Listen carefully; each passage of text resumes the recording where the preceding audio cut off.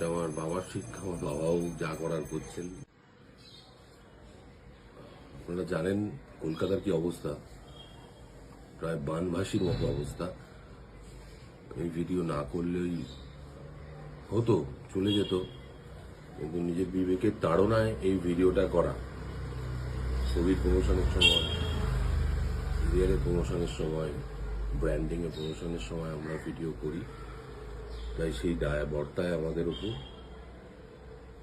একজন আর্টিস্ট হিসেবে শুধুমাত্র নিজের দিকটা দেখে চলে যাওয়াটা আমার মনে হয় এটা কাম্য নয়।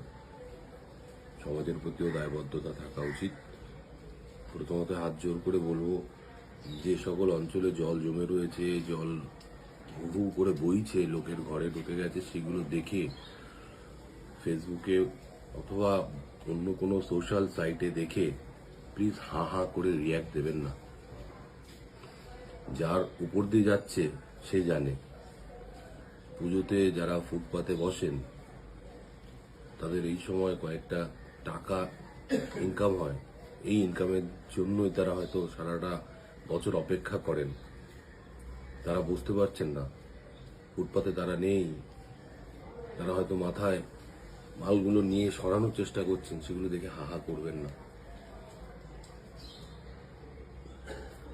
পাশে দাঁড়ানোর চেষ্টা করুন। এখনো পর্যন্ত 4 জন কলকাতায় মারা গেছে বিদ্যুৎ পৃষ্ঠ হয়ে।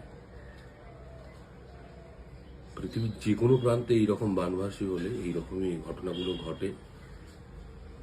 কলকাতা তার বাইরে নয়, কিন্তু কলকাতার মানুষের একটা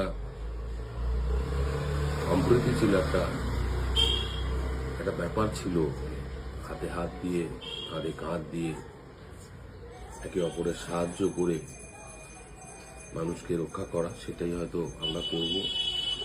অনেকের প্রশ্ন উঠতেই পারে, আপনি কি করছেন? ভিডিও তুলে আর অ্যাড করা আমার ধাতে নয়। আগে আমরা মানুষ, তারপরে আমরা শিল্পী। আগে মানুষ, তারপরে যা যা হওয়ার হবে। এটা আমার বাবার শিক্ষা, আমার বাবাও যা করার করছেন, ভেবেছেন, নিশ্চয়ই থাকবেন পাশে। প্লিজ, আর আমাকে দয়া করে এই শুভ দ্বিতীয়া, শুভ তৃতীয়া এই কটা দিন পাঠাবেন না, খারাপভাবে নেবেন না। এই কটা দিন পাঠাবেন না, শুভ নয় ব্যাপারটা। কাল সারা রাত যে বৃষ্টিটা হয়েছে, আমি অনেকটাই সাক্ষী ছিলাম।